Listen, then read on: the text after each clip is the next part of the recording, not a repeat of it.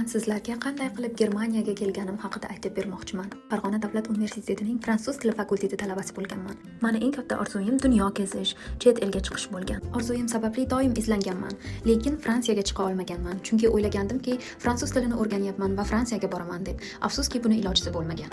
Va menda Germaniyaga chiqish imkoniyati bo'ldi. Germaniyaga kelishimga sababchi bo'lgan bir inson bor. Undan juda ham minnatdorman.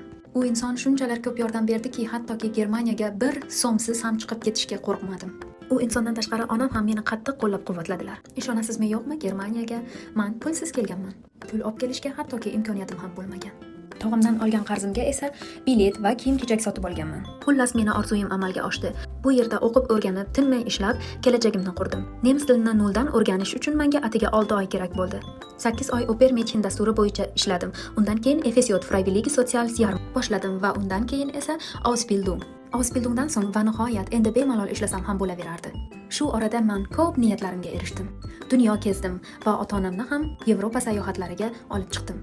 Hozirda hamshira bo'lib ishlayman. Undan tashqari men o'qishimni davom ettirdim. Hamshiralikdan tashqari jarohatlarni davolovchi ekspert bo'lib ham ishlayman. O'zimdan tashqari va yana juda ko'p kuchli o'zbek qizlarini taniyman. O'z hikoyam orqali aytmoqchimanki, hech qachon orzuyingizdan voz kechmang. Hamma narsani imkoni bor. Hech qachon taslim bo'lmang.